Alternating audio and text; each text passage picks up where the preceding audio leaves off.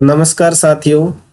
आज के इस वीडियो में हमें नवनियुक्त कार्मिकों की एम्प्लॉय आईडी नए SIPF पोर्टल से किस प्रकार से बनाएं, इसके बारे में जानकारी प्राप्त करेंगे। तो आप वीडियो में लास्ट तक बने रहें और वीडियो में दी गई जानकारी यदि आपको पसंद आए तो इसको लाइक करें और अगले वीडियो की सूचना प्राप्त करने के लिए चैनल को सब्सक्राइब कर बेल आइकन के ऑल बटन को जरूर प्रेस कर लें ताकि प्रत्येक वीडियो का नोटिफिकेशन आपको समय पर प्राप्त होता रहे। तो चलिए बिना देरी किए शुरू करते हैं आज का वीडियो और सीखते हैं नए SIPF पोर्टल के ऊपर एम्प्लॉय आईडी बनाना। तो सबसे पहले आपको अपने DDO सर की SSO आईडी और पासवर्ड के थ्रू SSO के ऊपर लॉगिन कर लेना है। लॉगिन करते ही आपके सामने कुछ इस तरह का इंटरफेस ओपन होगा, जिसमें आपने हाल ही में जो ऐप से यहाँ यूज किए हैं उनके आइकॉन आपको यहाँ नजर आ जाएंगे। अगर इनमें आपको SIPF न्यू पोर्टल का आइकॉन दिखाई नहीं दे तो अदर एक्टिव एप्स वाला जो टैब दिया गया है वहां से आप क्लिक करेंगे तो बहुत सारे एप्लीकेशन आपके सामने यहाँ इस तरह से ओपन हो जाएंगे। उसमें से आपको state insurance and provident fund ये आइकॉन है वो आपको सर्च करना है और सिंपली आपको इसी के ऊपर क्लिक कर देना है। जैसे ही आप SIPF के न्यू पोर्टल पर क्लिक करेंगे आपके सामने इस तरह का डैशबोर्ड है वो ओपन होगा। सबसे पहले आपको यहाँ अपने DDO का नाम और उसकी एम्प्लॉय आईडी दिखाई देगी। उसके नीचे आपके DDO सर की प्रोफाइल दिखाई देगी और यहाँ इस तरफ उनके अकाउंट से संबंधित जानकारियां हैं दी गई हैं, जैसे GPF है, SI है और राज्य, इस तरह की जानकारी है वो आप यहाँ दी गई है। अब आपको नए एम्प्लॉय की आईडी बनाने के लिए ऊपर की तरफ एक रोल वाला ऑप्शन दिया है। सिंपली आपको इसके ऊपर क्लिक करना है। जैसे इसके ऊपर क्लिक करेंगे आपके सामने एम्प्लॉय और उसके नीचे एक्टिव लिखा हुआ आ रहा है और अब आपको यहाँ DDO वाला ऑप्शन है उसके ऊपर क्लिक करेंगे तो आप एज ए DDO यहाँ लॉगिन हो जाएंगे आपके इस SIPF न्यू पोर्टल पर और इस तरह का नया डैशबोर्ड है वो आपके सामने ओपन होगा। अब आप यहाँ स्विच रोल के ऊपर क्लिक करेंगे तो देखिए यहाँ DDO है वो एक्टिव हो गया है। अब यहीं से आपको एक नए एम्प्लॉय की आईडी है वो जनरेट करनी है।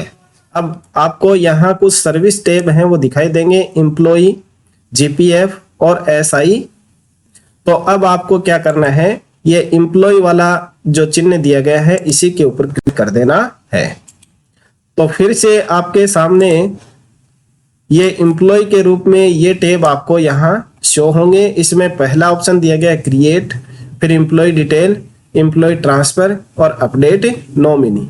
तो आपको पहला ही जो ऑप्शन है क्रिएट वाला इसके ऊपर क्लिक कर देना है। तो न्यू एम्प्लॉय को रजिस्टर करने के लिए एक नया पेज आपके सामने खुल करके आएगा। इसमें आपको एक एक करके डिटेल फिल करनी होगी। आपको सबसे पहले यहाँ एम्प्लॉय का नेम है बेसिक डिटेल के रूप में फिल करना होगा। उसके बाद में इस कॉलम में डेट ऑफ बर्थ और यहाँ रिलेशन और यहाँ फादर्स नेम और उसके बाद में यहाँ मैरिटल स्टेटस और यहाँ पेन नंबर और इस जगह जेंडर और प्लेस ऑफ बर्थ और उसके बाद में यहाँ मोबाइल नंबर और ईमेल एड्रेस। और ये सर्विस वाला है उसमें आपको यहाँ इन सर्विस सेलेक्ट करना है।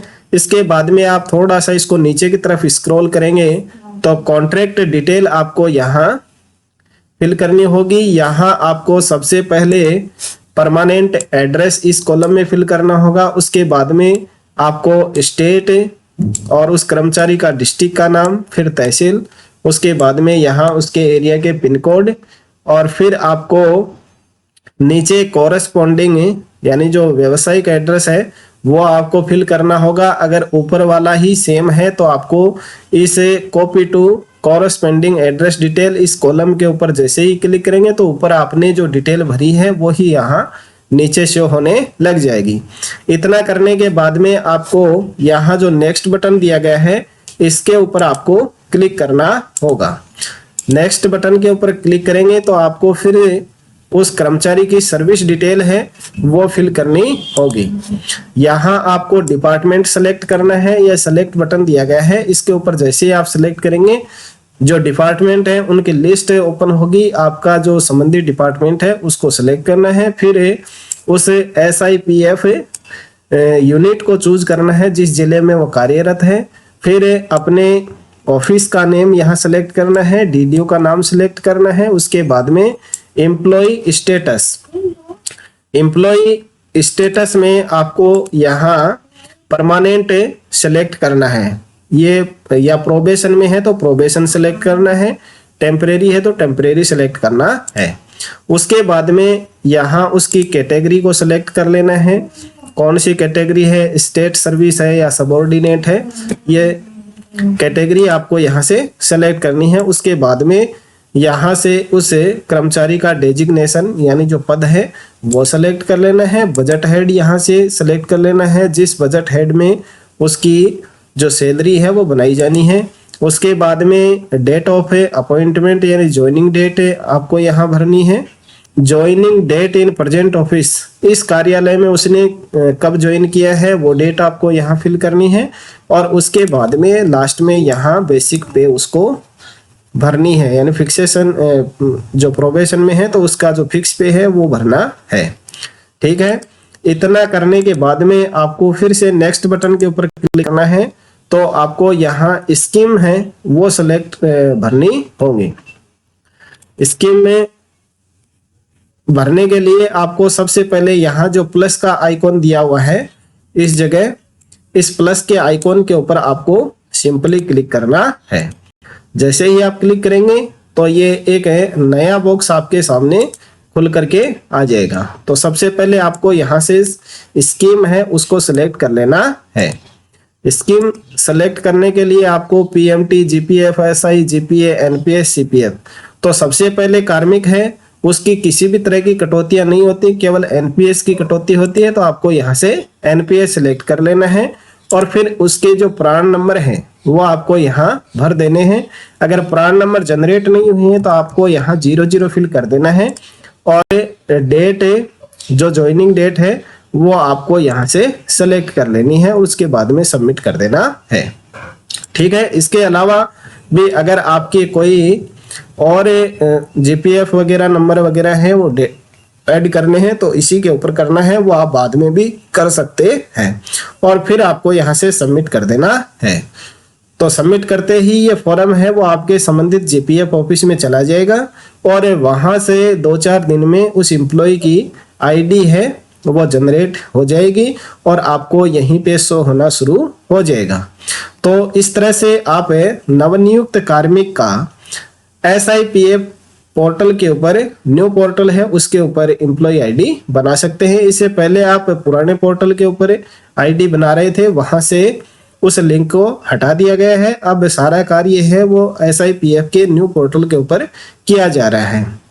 आशा है साथियों दी गई जानकारी आपको पसंद आई होगी, तो इस वीडियो को कर दीजिए लाइक और अपने अन्य साथियों को शेयर कीजिए। चैनल को सब्सक्राइब करना ना भूले। मिलते हैं एक नई जानकारी के साथ में नेक्स्ट वीडियो में, तब तक के लिए नमस्कार, थैंक यू।